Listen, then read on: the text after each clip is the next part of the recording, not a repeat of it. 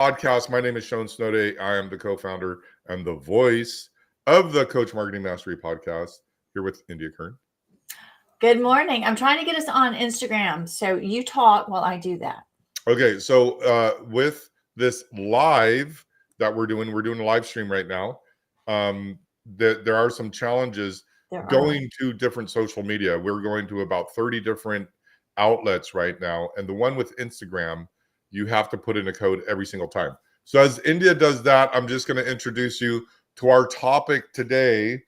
And today we are going to be going over the strategies for consistency across marketing channels. Now, what exactly do we mean by that? One of the things we mean is what we're doing right now is we have various Instagram accounts. We have Coach Marketing Mastery Instagram account. The way it was set up was a little complicated, and it's separate from all of our other channels. So to bring it in to our infrastructure has been a little challenging. But you really want to be consistent with your words and your brand. So we're going to be talking about that today. So what challenges do you have right now with the consistency? What challenge I have right now is getting on Instagram. Yeah, so, but I'm saying on all across market, across all. We were just talking about this, and here, let me just try to go live. So, we just started this Coach Marketing Mastery. What was it, like beginning of March? 7 weeks ago. And so, so the thing is, we are just building on Instagram. And so I am actually doing it right now under my business, which is India Kern Coaching. And, I need to start shifting over to make it its own entity. So that is something I'm trying to grow that, but also I'm doing it under my umbrella. So, that's one of the things we actually preach that we need to do ourselves, eat our own dog food, so to speak, is we need to actually build out that Coach Marketing Mastery Instagram instead of going under just my India Kern Coaching. So that's what I'm doing today. I'm trying to go live, but I don't think it's working. That's okay. Right. And so the other thing is we have, since we've partnered up, we have multiple things that I do, things that India doesn't do. India has things that I don't do. We mesh with the Coach Marketing Mastery, but also we're having to trailblaze for our clients. Now, there's other people that are ahead of us, like Anthony Robbins. He's been in the game a real long time. Oprah Winfrey, she's been in the game a real long time. So they're going to have consistency across, but everyone has a mess. Everyone has a mess behind their business. I even the people that are like, let me put it this way.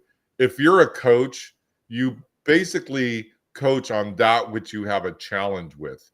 So everyone has challenges with marketing and sales, but if you're, I have a joke, I'm going to tell it and I shouldn't tell it, but it goes like this. What's the difference between a life coach and a career coach? What? A career coach got laid off. A life coach got fired, right? So like a career coach is going to have challenges in their career. A life coach is just going to have challenges in their life. But the thing is also that, like, you're a divorce coach. So I've never been divorced, so I wouldn't be a divorce coach. Right. But what I'm saying is when we're bringing, when you have someone that says, I'm going to help you get organized, that's a person that has challenges with being organized, right?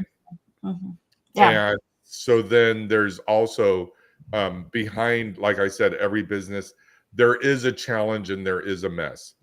Every business I go into, and they'll be like, hey, look at how great I am. Every client that ever hires me, there's just a mess in the background. You come into my business and you're going to go, you don't even look at my desk. I don't think it's a mess, but other people, Carolyn would say. Carolyn says everything is a mess because she's so OCD. Everything is perfect in her house. She has containers within containers in her refrigerator. That's how organized she is, right? Yeah. Okay, so so that's going to be we're going to be looking at our own social media. So we don't want everyone out there in podcast land to think we have it down. We're just going to go over a few things. The first one is going to be how to stand out online. Now, the reason you want to have consistency is when you stand out online, once you get there, then people are going to be looking at your other social media outlets. And if they don't mesh, they're going to question you. But you still need to stand out online before you clean it up. That's what we're doing. We're taking the action. People say ready, what is it? Ready, fire, aim, right? So we're just taking the actions. We're building the plane as we do it. Right. So what are some of the things you do to stand out online, India? Well, I do reels, but I have to say that, I mean, reels and social media is more of a being an authority in my space, more so than gathering leads. I mean, I have gathered leads and, well, actually, it's gathering leads versus converting to clients, because it's kind of like dating. It's like, hey, I'm here, notice me. Would you like to have a chat? Rather than, hey, do you want to go on it? Do you want to get married? So for me, social media really validates me and what I do.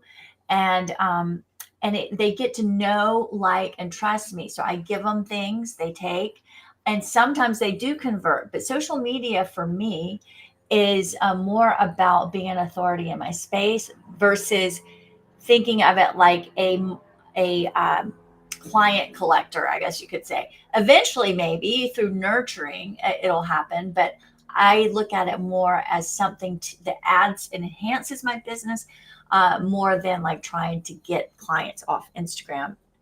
It has happened. But also, I want to make a point about consistency. We work with a lot of people. We have a lot of sales calls. Gosh, we have like 4 a day or 5 a day. And what we have noticed is that sometimes you'll see someone and say they're a speaker, but then you go to their Instagram and it has something completely different in their profile, like they sell shoes or something. You're like, wait a second, do you sell shoes or are you a speaker? And they're like, oh, wait, I didn't even know. So make sure that you go through all your social media and you are consistently saying the same thing. The message is the same. I am a speaker for young men in their 20s who haven't launched, whatever it may be. But make sure you're consistent, because people get confused very easily. And you want to Anthony Robbins went through this because he was self-development in the 70s and 80s, and then he became the business, how to run a business thing. Right. And I've seen other guys that are in his petri dish that are they sell a lot of hope over there. I'm not saying Anthony Robbins does, but there's other people that are like, I've been to their events and they're just telling people, oh yeah, you could do that. And I'm like, no, they're never going to be able to do that.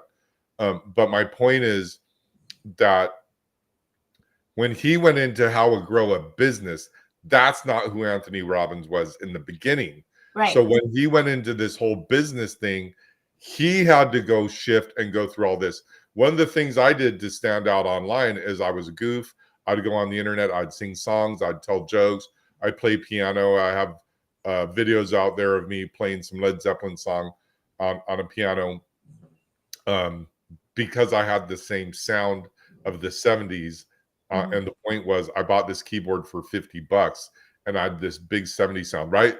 So that's kind of how I stood out. But then there were some things out there, they weren't really there. It was more like I would get canceled because it was funny at the time, but it's no longer funny. So a lot of people are having to go back and either make videos private or just delete them altogether.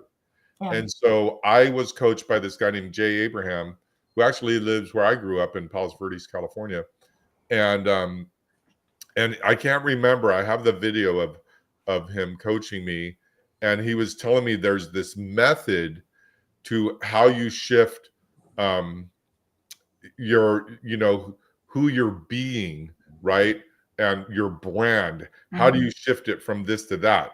So one of the things you do to stand out online is you go surfing, right? And you're like, hey, I'm the surfer girl, and dropping into the 6-foot wave to the glory of the Lord and all that. I say that all the time, right? But the thing is, what are some other ways that people can stand out online? The main thing is just to be yourself. Right. Authenticity is critical. So I love to have fun. So I try to bring some humor to it, even though my topic as a divorce coach can be heavy. But I want to get back to something you said earlier about Tony Robbins and the evolution. As coaches, as entrepreneurs, it's natural to evolve. So even right now, I'm a divorce coach, but I also am doing like coaching coaches. But that's what we do, and it is changing a branding or a side hustle, if you will. But I think that is part of the process of being an entrepreneur, is evolving. So like you said, Tony Robbins didn't start out in the business space. He started out in self improvement. And so he shifted. I feel like I'm doing that right now. Not so much you. You've always been pretty much in this space. Well, have you? No. Well, yeah, because I wasn't on television or radio. Yeah. Even though I have a face for radio. Anyway, so evolution is natural, and it's good, and it's part of the process. So I'm going to bring up some names, and you might get a little upset about this. I don't know. Do you know that guy named Frank Kern? Anyhow, so, but here's the deal, is that I remember that Anthony Robbins and Frank Kern and John Reese all sat down, because they're the ones that got Anthony Robbins into the digital age. Right. And so they brought up the web form. And so Frank actually said to Anthony Robbins, he says, so what you're going to want to do is get a web form. And Anthony Robbins says, what's a web form? And Frank did his hands. Ooh, this is going to be good. Right. So the thing is that, all of us have this evolution, and which would really be another really great podcast, it would be the evolution of business, right? Mm-hmm. But we're going to go on to the next thing, is not just standing out line, but having your brand stand out online. So the way that some of these people did it, Apple is what everyone talks about, Steve Jobs and what he did and the way he did it, and of course Coca-Cola and Disney and Starbucks. But it's the perception that shapes your brand identity. So when you see the logo, you go into a certain emotion. Okay. Mm-hmm. So what I like to talk about, I loved Walt Disney growing up, right? I don't have any issues with it now, but I know a lot of people that when they see the Disney logo, they get a little bit sick in their stomach now. And I guess that's a little bit more political than brand awareness. And it might be because of what they're doing in the background politically, which I don't know, because I don't follow up on that stuff. But then with the Coca-Cola and the Nike swoosh, everyone is they have a certain attachment, and they branded them in such a way. So of all these brands, what would you consider? Like when you look at the Apple logo, what do you think about? Well, I am an Apple person, so right. I love Apple products. I like the experience when you go into an Apple store and like looking at all the gadgets, and it's a pleasant experience, except I don't like waiting.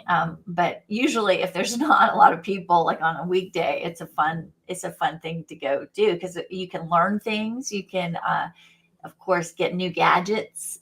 So I enjoy the Apple experience, and I think they did a phenomenal job doing that, where you go into this place and have a good time and discover new products you can buy. Yeah. So Apple really had like the way they say it is when you get your iPhone, it makes that sound when you open the box, right? It makes that little sealed sound. And then for some reason, they put the iPhone at the very top. So you're going to break your first one. This is how they doubled the size of their business. Everyone that got an iPhone for the first time broke the very first one, because I don't know why they do that. Why don't they put it in the middle of the box? Oh, they broke it when they opened the box? Everybody does. You I open didn't the know box, that. it falls right out. Oh, that's funny. So now you know when you open the box, you have to be really careful when Yeah. you open the box on your new iPhone. Okay. So Right. everybody knows that that's an Apple. So it's delicate, right? So they're letting you know, hey, this is something that you really want to be focused on, aware of, and you want to really take care of this, right? Mhm. Mhm. Another thing is what Apple did, which is I'm going to ask you this question. Do you still have your Apple box?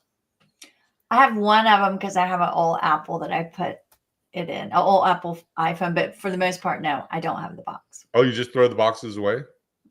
Okay, so you're one of those people. I I have just the threw, box. I just threw the earbud AirPods away last night too. Not the actual Yeah. AirPod, the box.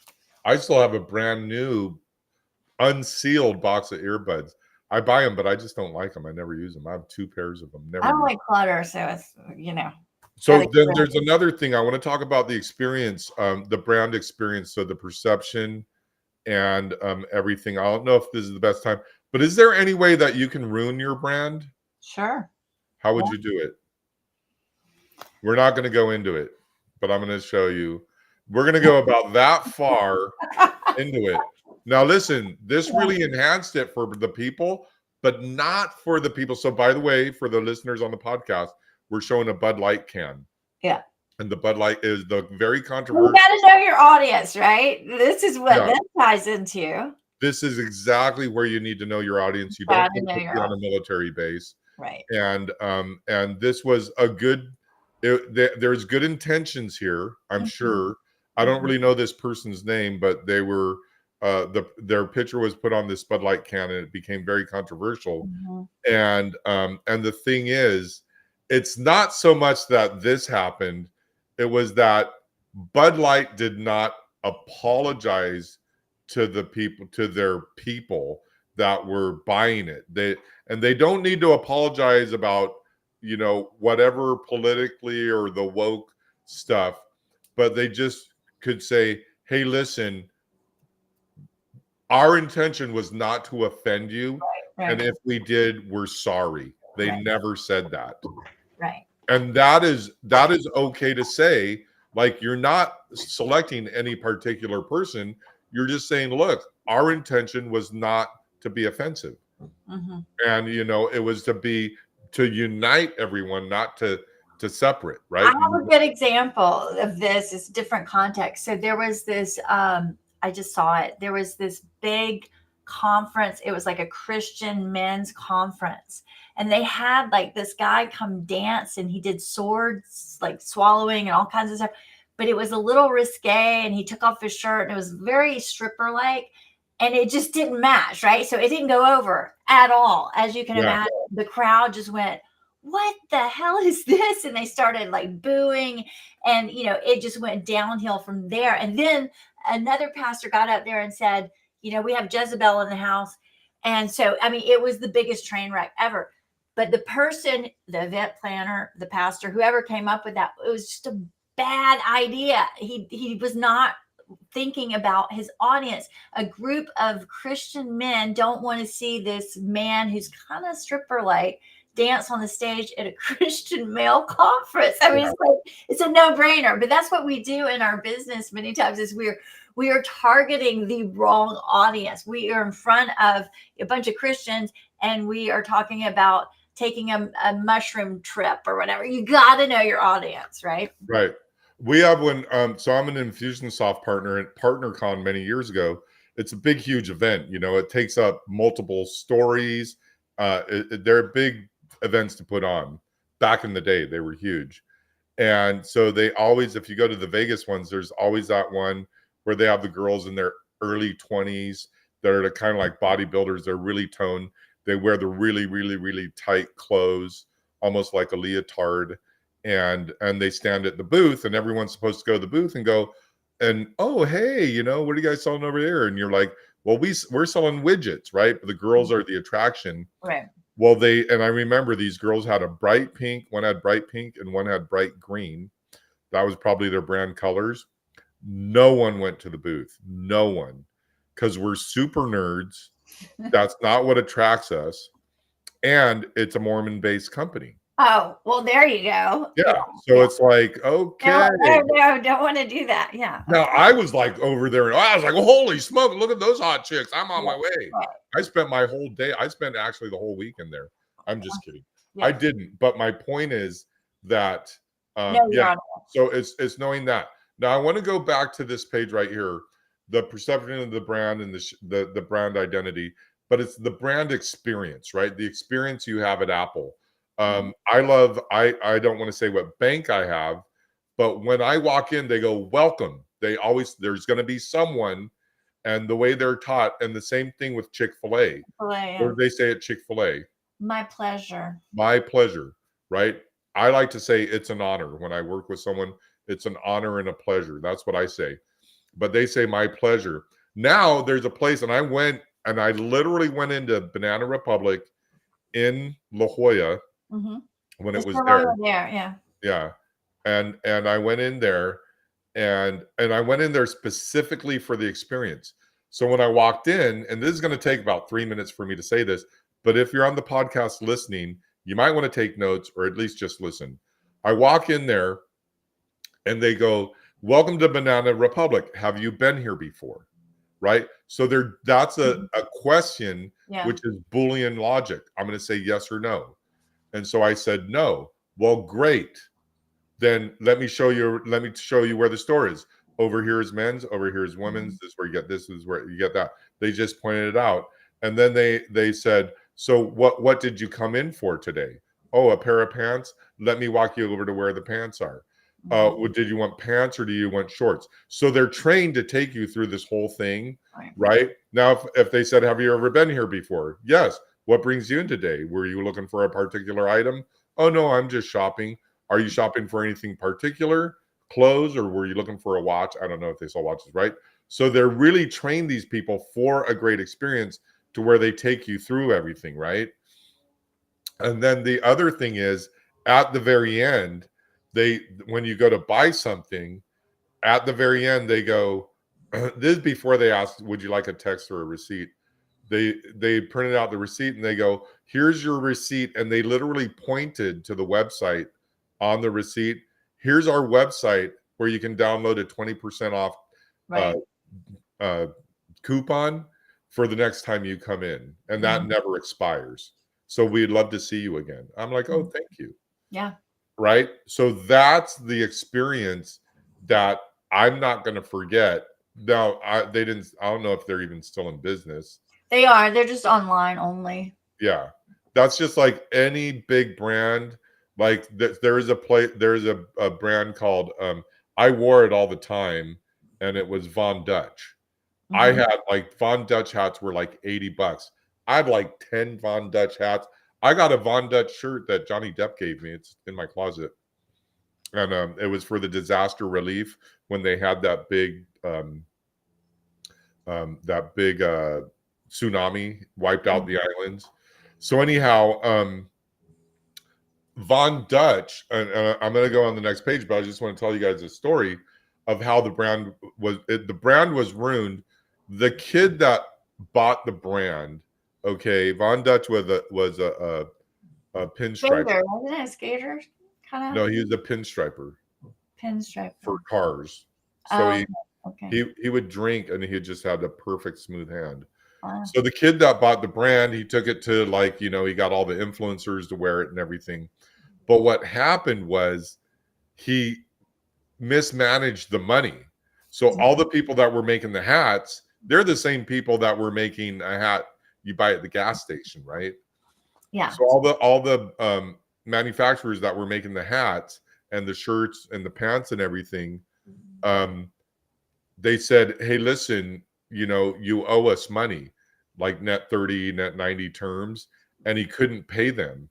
And he got like in an argument. So what happened was they said, we have all these hats. You broke the contract. Now we're going to flood the market.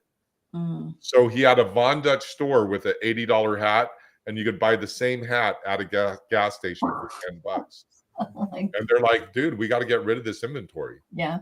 And then all the stores closed. And now they're still expensive, but they're not $80 hats anymore. All right. Mhm.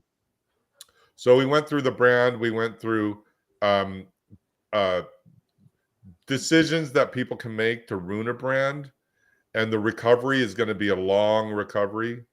You know, every time I go to the store, I see just all the beers empty except Bud Light. It's just packed in there, right?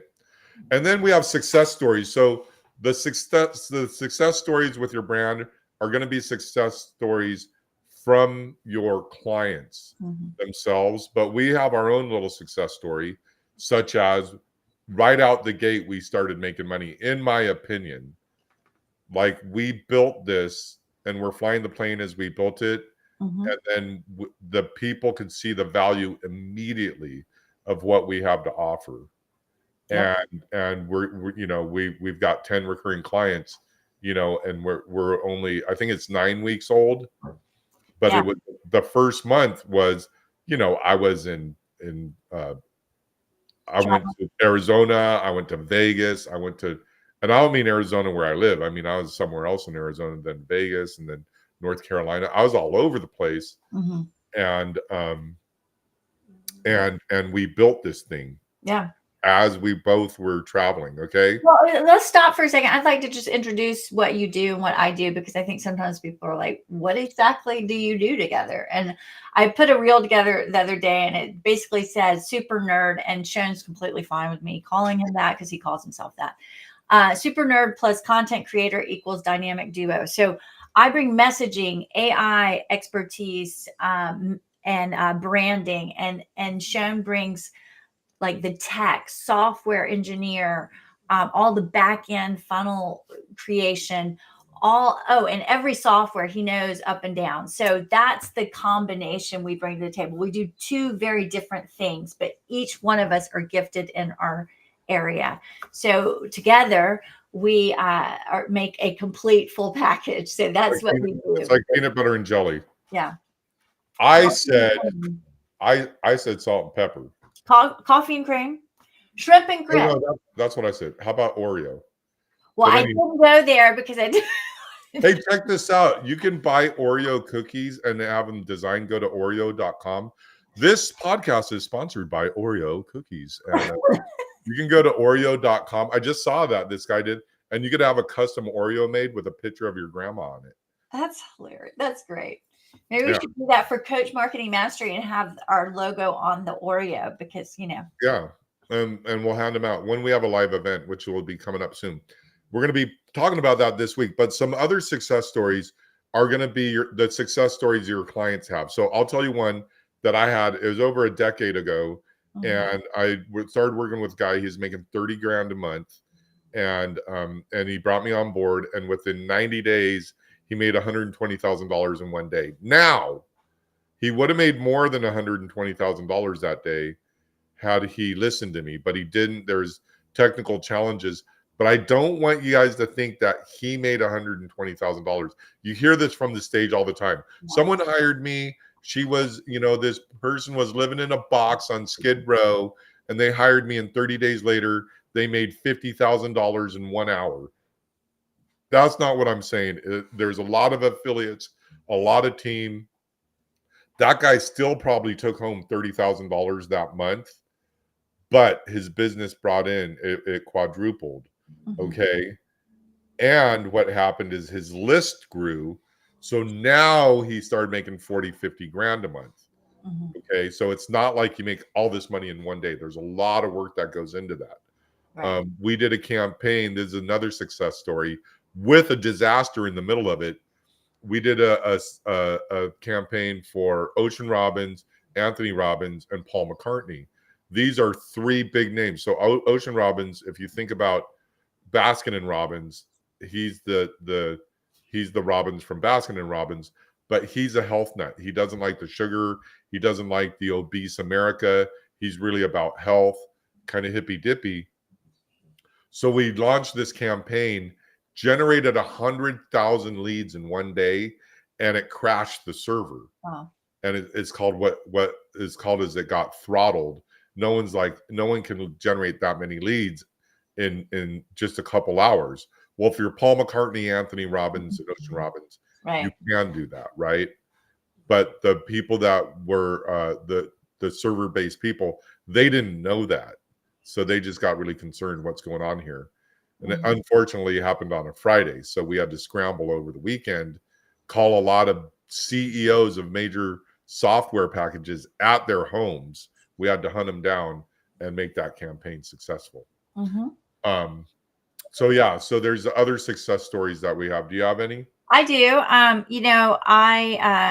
haven't advertised as this is my divorce coaching business, and I made it to #1 on Google in San Diego by reviews from testimonies from clients. So that is a success story. No paid SEO, no paid Google ads. That was strictly organic, and it was me asking for a review. Yeah, testimonials. And we actually have, remind me, we have software for testimonials that we can give to our clients. And I just have to find it. It's really super cool. I can't remember how it works. Okay, now building trust through branding. A lot of people, if you think of a lot of brands, like what are some brands that you like and trust? Let's see. Well, actually Banana Republic is one of those that it's a go-to, especially for my business meetings. So that's one of the clothing. As far I love, this is Trader Joe's. I love Trader Joe's. I'm just a raving fan of Trader Joe's. My husband likes Costco. That's his happy place. So yeah. What else? Well, so I like Vans. I'm wearing a Vans hat. I'm wearing Vans shoes. When I was a little boy, Vans came in 3 colors. They were like white, blue, and red, and we called them boat shoes. And they weren't really called Vans in the 60s. Yeah. And then the skater culture came out. And I'm from the beach in California, it was like, for me, you have to have these Vans. Right. Well, what Vans did is they started making like everyone else had like these solid color shoes or maybe stripes on the side of their shoes, but Vans did blue and red, and they were blue in the front and back and red in the center. Everyone had them. And I went to junior high. I didn't have them. I got punched in the chest because I wasn't wearing Vans. I was probably wearing shoes from the boys' market or something from some grocery store. I just got out of military school. So I wore the shoes I wore were polished with, I had the Brasso for my belt and I had shoe polish for my shoes, right? And so when I got into public school, I go home to my mom and I'm like, Mom, I got to have some red and blue Vans. And my mom loved me enough. She got me those. And I was widely accepted in junior high because of the clothes I was wearing. And there's another thing where it's called Ocean Pacific, OP. I remember OP. Yeah. If you weren't wearing Vans and you weren't wearing OP, then you're just a punk. And so I had to have my OPs and I had my Vans. And when I see pictures to this day of me wearing those red and blue Vans, I always scream out on Facebook, look, I got my red and blue Vans on. Now, nobody knows that, but it's the trust that Vans built, right? The know, like, and trust that Vans built in little children in the skater community, right? So if you were a skater punk listening to like Suicidal Tendencies and Slayer and all those bands, not really Slayer, but Suicidal Tendencies and Black Flag and just all the punk rock, then you were really accepted in my town anyhow. Yeah. So then what about like the dependability, like the shoes lasted? That was another thing. They also came with this little stickiness at the bottom of the shoe that when you pulled it out, it would like kind of and then I think the reason they did that is that you were like, oh, I'm going to grip to my skateboard. I don't know why they did that, but I really felt that way. They lasted a long time. The purpose was so that when you skate, the skateboard won't fall out from under your shoes. And for the self, it just really brought a self-awareness to myself and to my clique that we were all skater punks and we were cool, right? Well, I think I think this is something that we do with Coach Marketing Mastery. We offer a master class where you get to see us in action, and it's free. So that builds trust. You get to first try us out, see what you think. If it is of value, then you can take the next step. But that's how we together build trust. We offer something that we think will bring value to your business. Yeah. And you know what the funniest thing about that is? Every Monday we do this podcast, and what we do at the masterclass, we do now. Mm-hmm. And people are like, "Do you record it?" And we're like, "No." And But it's just, we do, actually. We should just send them this, actually. no, because we want them showing up, right? Yeah. No, Okay. after they show up. You want a recording? Check out our podcast. Yeah, just go to the subscribe to the podcast, right? Exactly. So then with the embracing change and growth, now this is the big thing, just like what we were saying with Anthony Robbins. Like when Anthony Robbins came out, the internet was not popular. Right. I think the internet started like in the late 70s. That it was called it's TCP/IP, transmission control protocol, internet protocol. That's TCP/IP, and the IP address, probably the late 70s, early 80s. And I taught a whole class. I could teach an 8-hour class on TCP/IP. Wow. But then when the digital age came out, like he was on television, he was on radio. But then when the internet came out, he had to embrace that change and get used to that, right? So other people really need to do that. And when you're starting out, let's talk about some of the people that we've worked with where we think they'd be successful somewhere else if they did something and they chose to stay where they were. So how am I going to say this? Which one? Well, you go first. You prompt me, because I don't know which one you're talking about. Yeah, you go ahead, because I don't want to be embarrassed and say something and have them listen to this. Well, I won't say what I'm thinking, but I will use an analogy. So again, going back to we know there are people out there that do like mushroom trips, right? They guide mushroom trips.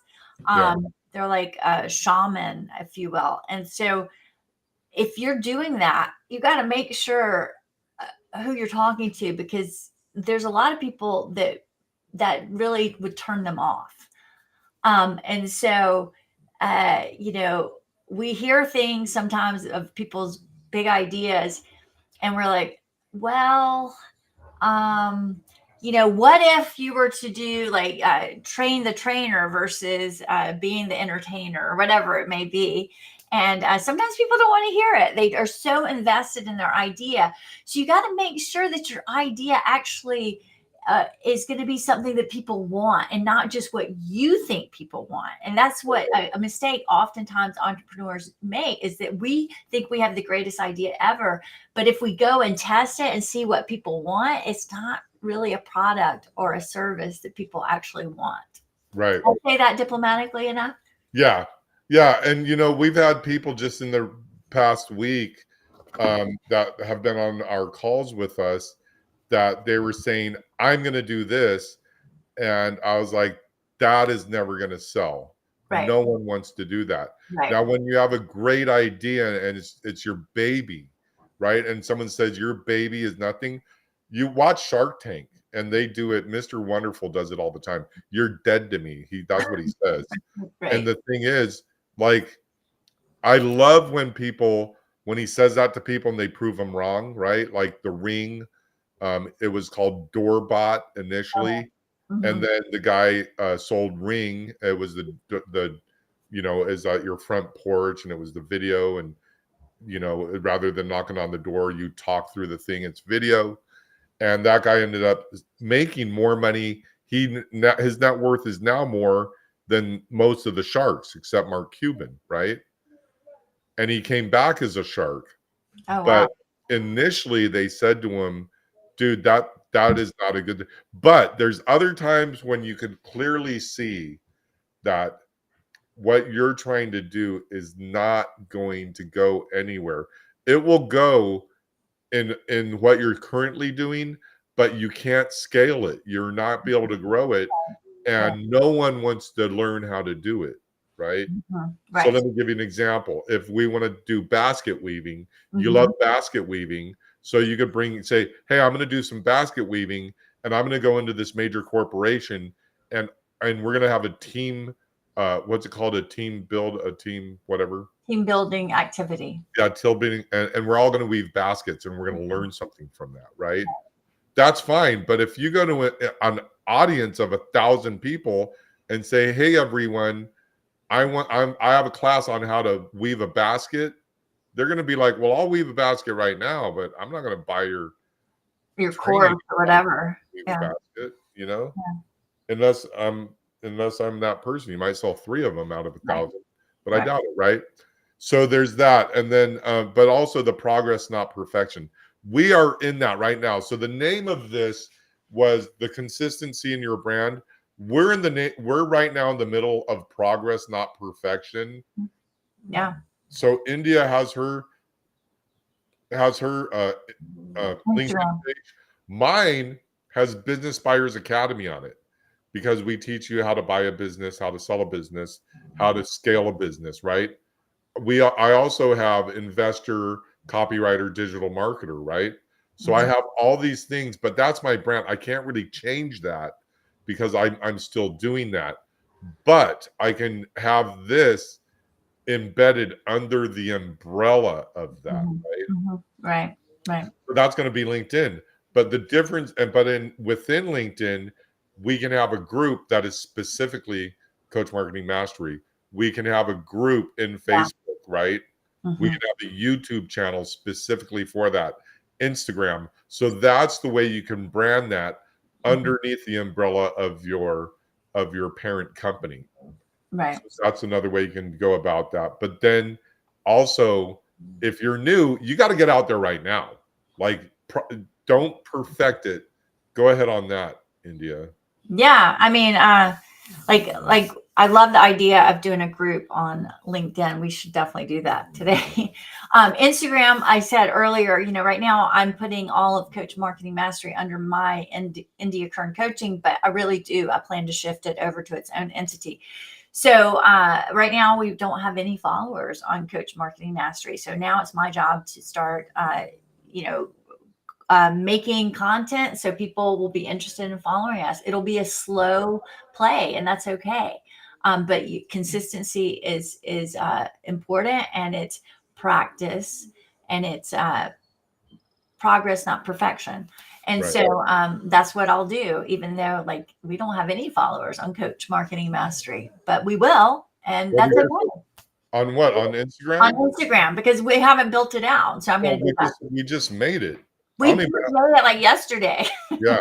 Yeah. But also the other thing is, you don't have to have these groups. We are already successful. We're already bringing in a lot of money just with what we're doing.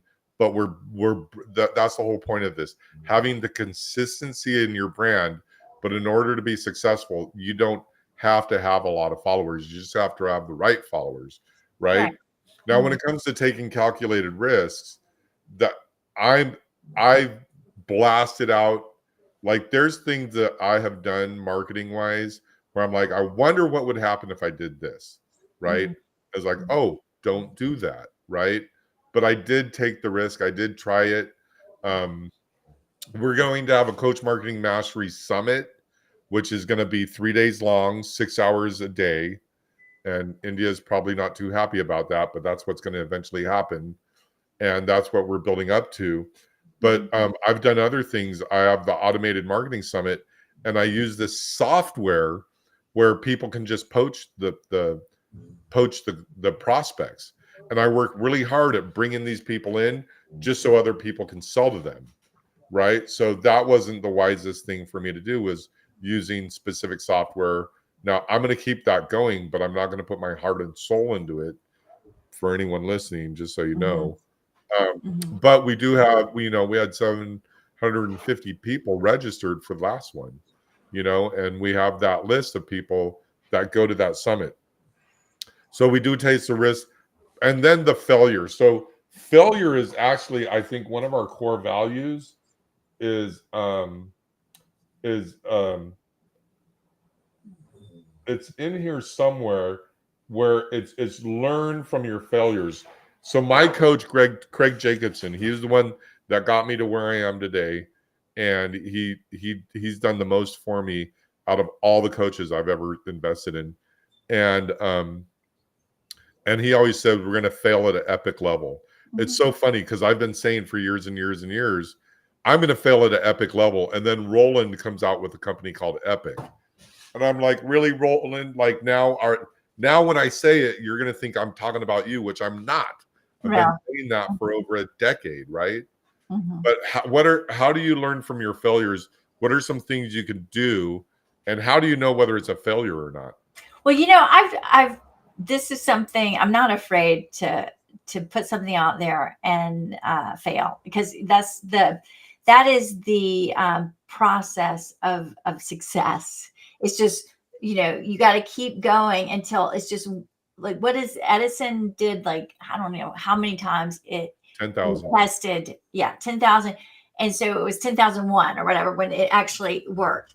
And so I've done many things. Like, for instance, I recently tried to do a workshop for men and discovered that men do not gather when they're hurting, they retreat, unlike women. So that was a learning experience. And so we did it. It didn't work. We didn't invest much money into it. We invested some time, but I learned from it. And I thought, you know what, this we've learned. It's time to shut it down. Let's move on. I've also learned from doing different group coaching that you don't put a newly divorced person in with a post-divorce person, because they're at different stages of the grief process. So all that was good for me to experience, because now I've learned and I won't do it again. So I call it failing forward, because you just get that much closer to success. I think a lot of what a lot of us learn is, like, I just was on a call with someone and I made him an offer and it was super cheap. And I can't remember what he said, but he said something to the effect of, like, we both need to profit from this. He needs to profit from being able to grow and scale. I need to profit with monetarily. But what I told him was, for me, it's not about money right now. I need to do this so I have an example to show everyone else. This is what we just did for this guy. Do you want us to do it for you? And now, but I didn't want to say, hey, I'll do that for $5,000. Then him go, oh, well, let me, I got the fish on the hook, right? I don't want to yank the fish off the hook. I'm like, I got you. I want to reel you in. I want you in my basket.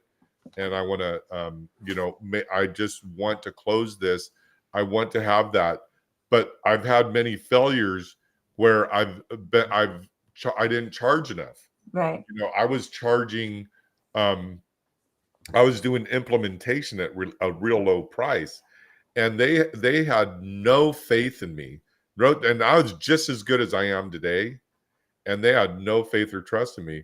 And I actually raised my prices 5 times on the next person, and that person loved and adored me, doing the same work. Right. But just at 5 times the money, right? So what I learned from that is that, when you don't charge enough. Was it a failure? No, not really, because I learned a lot of stuff, but it was a challenge that I learned from. You learned you are so worth it. Yeah, I learned, whoa, hey, maybe we should go to that website. Okay, and the next and last one is going to be the platforms that we have. So the social media, the influencer, SEO, advertising, content, and testimonials. Okay. So when it comes to social media marketing, this is kind of your stuff. I'm more of the influencer partnerships. Right. So with social media marketing, how do you leverage those platforms? That's a good question. Well, I'm going to put it this way. When you this has to do with consistency in your brand. So when you have, let's say, Facebook, let's say LinkedIn, because you're more of that. The way you would leverage it is if you make a post and someone comments, what do? I comment right back at them, because I want the interaction. I want the engagement. And same with Instagram. If someone comments, I comment right after them, whatever, like thumbs up, thanks for sharing, love your opinion. Even if it's bad, I comment. It's, say they disagree with me, I can still comment and not get into necessarily A rap battle. right, but I can comment. I even commented once with a GIF, which was really funny. It was the Big Lebowski, like, that's your opinion, man. It was just like, it was fun. So Man, that's what's don't get too wrapped around the axle when people disagree with you. Different platforms are different types of people. It attracts different types. YouTube is like, it is a free for all. You will get anything, but don't get offended. Just comment back, and that actually helps your engagement, and it helps you go back to the top, and it's all good. So you got to have a little bit of a thick skin, but you can do it. And then we have a hard stop coming up here, but with the influencer partnerships, that's where now here's the deal with influencer partnerships. There's some people right now, I've reached out to them. Hey, you want to be on my podcast? Hey, you want to do a thing? And they are not replying. And I guarantee you that this person and I are going to be associated with each other. We're going to be collaborating with each other. And I think she could see something in me that I already see in me. Mm-hmm. And I'm either a threat or I'm a collaborator, right? I like to think I'm a collaborator. However, the lack of response with particular influencers is because I'm not at that level yet. So you always want to start small. It's okay to, if you have a list of 100 people, talk with someone else that has a list of 100 and say, hey, you want to be on my podcast? I'll go on your podcast. And we have 40,000 downloads. With the podcast I have like 45,000 downloads. That's not a lot, but that's not some sipping tea either. Right. All right. With the SEO, I don't want to go down that rabbit hole, but again, India got to the top. If you type San Diego divorce coach, India comes to the top. That's all organic. So I'll say, rather than SEO, I'll say organic. It's not paid. Mm-hmm. And with the online advertising, we both have our challenges there. Be careful. Don't boost just because Facebook says this would be something good to boost, right? Because they're just saying, give us money, and you're probably not going to get your return on your investment. Right. India, tell us a little bit about content marketing. So I want to back up for a second. For those of you that are starting small and don't have a lot of followers, actually, that's okay, because you can have 1 million followers and have 0 engagement, but you can have 500 followers and actually engage with them, and that's a better account. So don't get so upset that the need to get followers. You want engagement. Okay, content marketing. I am constantly thinking of things, and I write it down, and I use AI to help me brainstorm. So that's what we show you how to do. I make life a lot easier for you in content creation, because it doesn't have to be hard. And if you don't like being on camera, that's okay. There's other ways to do it. But content marketing is my jam. I love it. I could do it all day long. And I do that with AI. Yeah. And a lot of people think at Coach Marketing Mastery that we teach you how to do content. Content is definitely part of it, but we help you become a bigger fish in the bigger ocean using tools, strategies, content, images, and everything marketing that coaches need. Not just coaches, but small business, right? Yeah. So the thing is, when it comes to the content is king. But if you're not getting your message out there to the right place and get in front of the right people at the right time with the right message, then it doesn't really matter what your content is. Right. I don't know how many people say, I'm a speaker. I go, where do you speak? Well, I speak anywhere. Well, India and I are speaking right now. If you have a microphone in your laptop, which you do, and you have a Facebook page, what you do, you can go live by yourself, speak, and that means you're a speaker. All right. Right. Kind of getting angry because some of our clients don't do this, and it makes me batty. Okay. And then you're also the master of online reviews. So yeah, I always ask for a review, and even in a touchy subject as divorce, I want a review. And if you could do that for me, that would be great. So, Right. so my clients actually do it, and that's what helped me grow and be number one in San Diego, a divorce coach. So ask for testimonies, ask for reviews. Right. Because people will, if they are finding value with you, they'll give it to you. Right.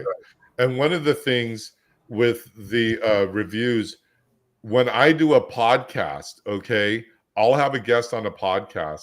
At the very end of the podcast, I'll go, okay, yippee ki yay. And then you pause, you do the face.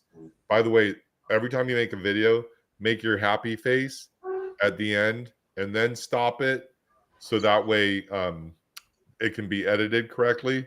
Mm-hmm. But the thing is, I stopped the recording and then I asked them, "Hey, what did you think?" And they go, "Wow, that was a really great interview, Sean." Everyone else like asked me this. It's kind of like a Nardwar, right?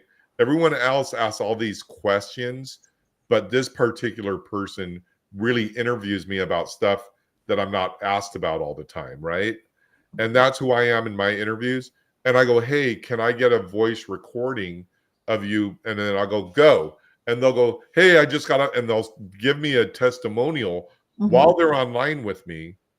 And then I'll just download that. I'll upload it to like Otter AI, rip it to a script, or you could upload it to YouTube and Yeah. have their AI.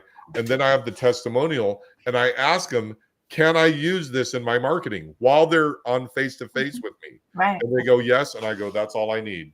Yeah. And people do that also. Say you get a client that writes back and says, "This was so great." Say, "Do you mind if I use that, what you just wrote me in a review? I don't have to, if you want to be anonymous, that's fine." I do it all the time. When people say good things, I'm like, "Do you mind if I use that?" And they don't care. Of course, they want you to use their words. Right. Yeah. And even when I wrote my book, it was funny, and I shouldn't say this, but I will. When I wrote my book, I went to some of my biggest fans and I said, "Hey, I need some reviews for my book. And I think you would say this about me. Oh yeah. And if this is something you would say, please reply and change the words if you want. If I don't hear back from you, I'm going to assume it's okay to use it." Yeah, you can write the review for them. I mean, I've said, if you don't have time, this is, if you approve this, then we can use this. If not, by all means, write your own words. And that's not cheating. They approved it, Well, the shenanigans with me was I said, "If you don't reply," Right. I and get it. that means Yeah. yes. It's kind of if you ever saw The Revenant, the guy said, all you have to do is blink your eyes. You'd have to see the movie what I'm talking about. And then Leonardo DiCaprio is like, "Don't blink your eyes." Like how can you not blink your eyes, right? Right. Okay, so that's one more thing. We got a hard stop. We're coming up on another call. So Right. thank you all for listening. There's another thing of Coach Marketing Mastery.